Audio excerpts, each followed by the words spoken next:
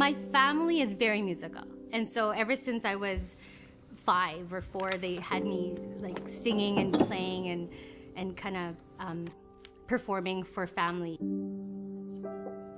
It was a good childhood. My mom was sick. We grew up basically going to the hospital a lot.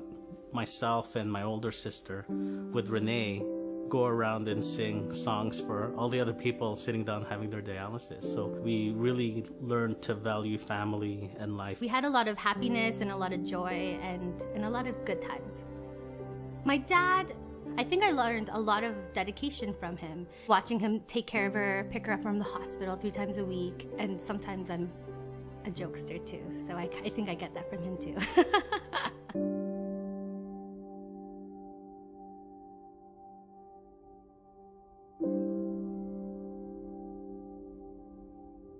To lose your parents at such a young age, I don't know. It made me realize what kind of impact I wanted to keep having in this world and that life was so short.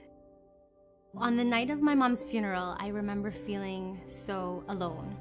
And so I prayed to God, asking him, you know, I think I'm ready for my husband. He was just good, you know, like a good man. And he just really pulled the best out of you. He was awesome with his kids. He was awesome with Renee. He was the perfect father, the perfect husband, great friend. He had some similarities with my dad, like mostly telling corny jokes, right? He was same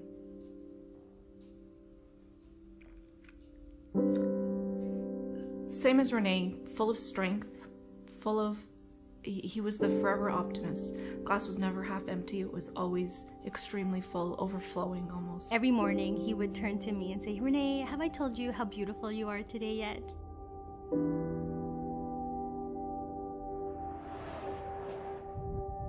I remember putting the kids to bed and wondering, where is Alan?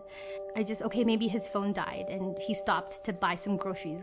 Around 10:30 that night, there was a doorbell. Suddenly a feeling of shock and horror came over me, and I was like, as long as it's not the cops, then I'll be okay, because you know, in the movies, if it's the cops, it's bad news. And as soon as I opened the door, I knew what had happened, and my life was changed.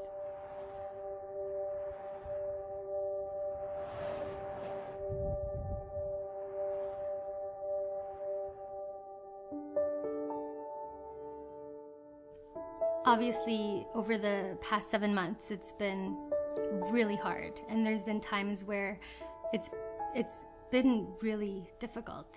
But through it all as well, with music and choosing not to dwell in the negative, but constantly trying to still find out what my passions are now and what my dreams are now, trying to look towards the future.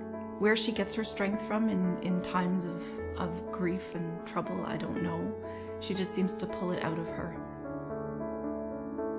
I'm determined to not let life get me down. I'm determined to be an example for my kids. I'm determined to still make a difference in this world, even though Alan's not here to do it with anymore.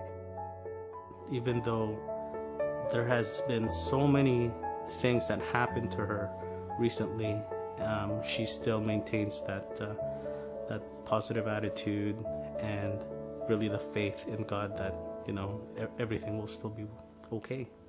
She's going to fulfill that dream that they had set out for their family, even if she has to do it by herself.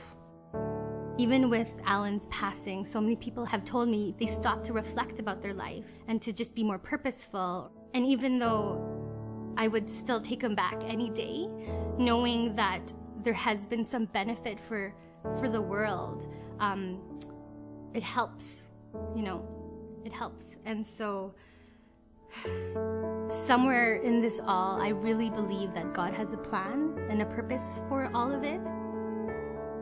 Although my heart just wants to be with him, I